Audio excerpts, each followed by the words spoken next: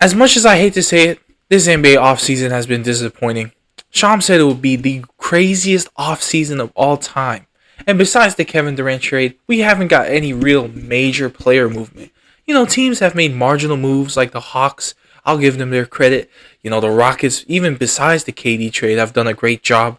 But other than that, I think we were expecting a lot more. So I want to take a flashback to what was the craziest offseason of all time in 2019. And it started off with an absolute banger. Lakers traded Brandon Ingram, Josh Hart, and Lonzo Ball for Anthony Davis. And they also added multiple picks, which I just think that they ran out, which is crazy to think about because that just feels like so long ago. But I mean, like the KD trade of today, it was kind of, it was expected. But for that package was insane. They got, I think the Pelicans got Jackson Hayes out of it as well. Multiple picks. Those picks really didn't really turn into much for them. Just looking in hindsight.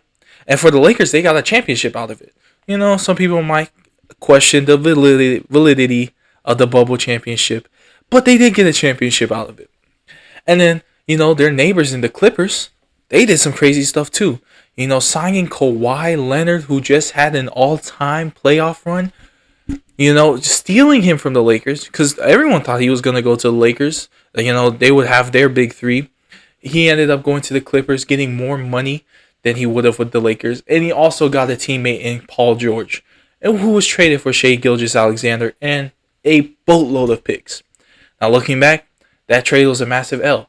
But at the time, I think everyone would say it was the right move. And now let's go cross country to the Nets. They signed Kevin Durant and Kyrie Irving. And what did the Knicks do after losing out on two big free agents like that? They signed like 4 power forwards. They had Taj Gibson, Bobby Portis, Julius Randle, and then they also got Marcus Morris Sr. in a trade later. And what's crazy about that is that Marcus Morris ended up being the best power forward out of those guys. Well, that year. And because Julius Randle and Bobby Portis now are very good players. And Marcus Morris, out the league, even though I don't think he should be. But who else made some massive moves? The Rockets, trading Chris Paul for Russell Westbrook and what would become one of the greatest small ball teams of our generation. And then the Thunder, with the addition of Shai Gilgeous-Alexander, with the addition of Chris Paul, with the addition of Danilo Gallinari, who was also in that Paul George trade, they made a playoff run that no one expected. And, that's one of my favorite teams of all time. I love teams that just have, like, they were just deep, 1 through 12 could all play. But then who else made some massive moves that offseason? It was jumping, bro. That's when free agency actually existed.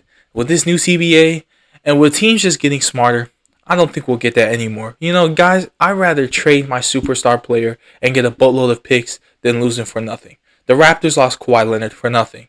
The Warriors, oh yes, the Warriors did get D'Angelo Russell, who turned into Andrew Wiggins, who turned into a championship player, But other than that,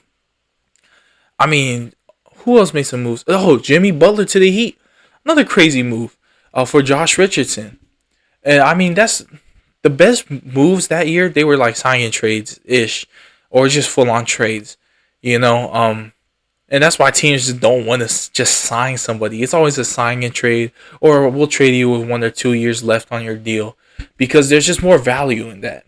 And that's why this offseason has been kind of disappointing because people expected I don't know what you expected. We don't have free, like, James Harden was not leaving in free agency. LeBron James was not leaving in free agency. I'm sorry, man. It's not 2016 anymore. It's not 2019 anymore.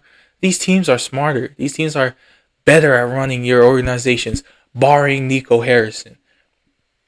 But it was just a crazy offseason, crazy time to be an NBA fan. And Shams, will get you for lying.